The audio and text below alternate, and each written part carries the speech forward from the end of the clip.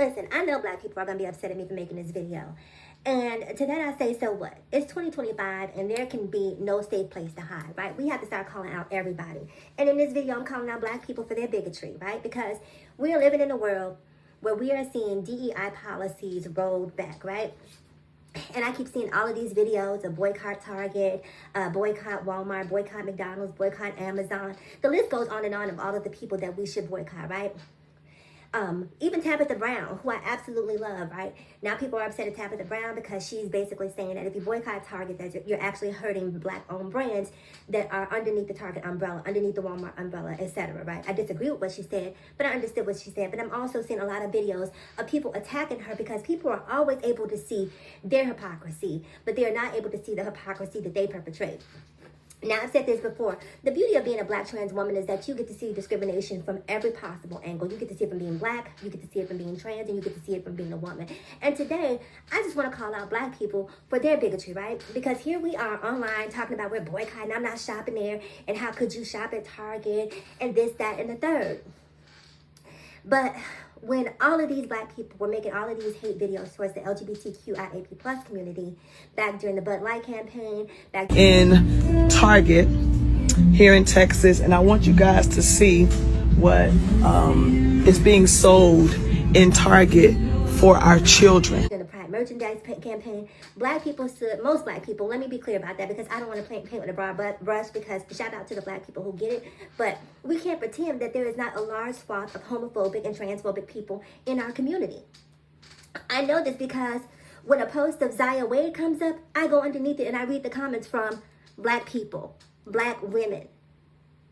I know this because when I see a post of EJ Johnson, I go underneath the comments and I read the comments from black men, black women, the black community. When I go underneath a post of the Wade family, Gabrielle, Dwayne, and Zaya, I see the vitriol. White people don't go underneath those posts because they don't really care about those celebrities. They're not really connected to that. But I'm black, okay? So I go underneath it. And I see the things that you said, and I see the things that you do, and I understand the way that you feel. And in 2025, that we're calling out cognitive dissonance, and we're calling out voting against your own interests towards white women, towards Palestinians. The black side of me is with you because I get that. But the trans side of me is like, wait a minute. If that's not the pot calling the kettle, because I'm sick of us not having a conversation around homophobia and transphobia in the black community and acting like we are always on the end of the receiving end of being the victim, right? That we're never the perpetrators. We're never the victimizers. Because as a black trans woman, I know better. I see it. I experience it. It's sad to say, but I have to be honest. There is no place in this world as a black trans woman that I feel less safe than in the presence of black men. There is no place in this world as a black trans woman that I feel less safe than when I'm in the presence of black men.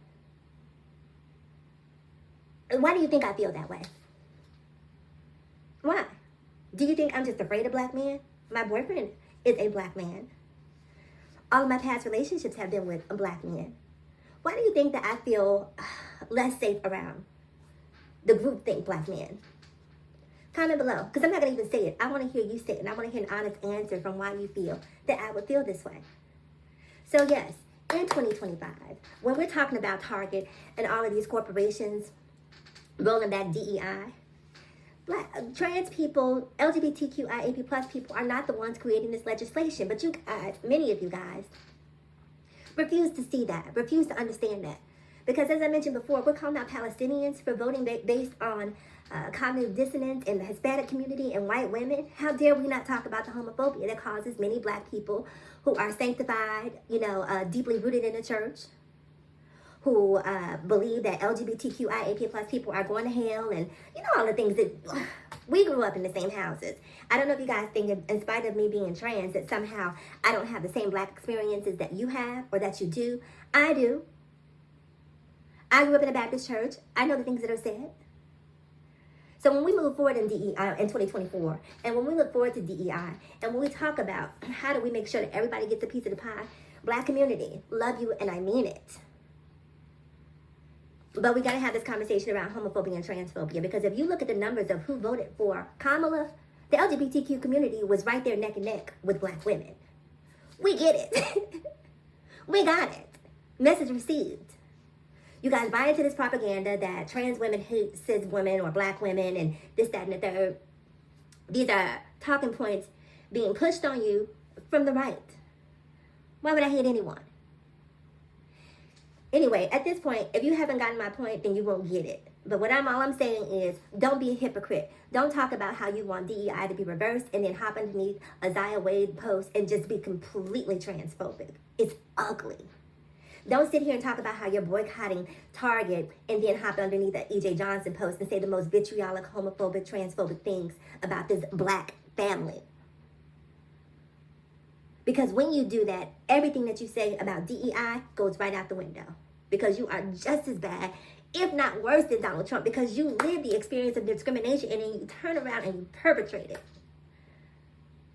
Donald Trump is a white man. He doesn't know what it means to be discriminated against. As a black man, as a black woman, you do. I'll see you in the next video.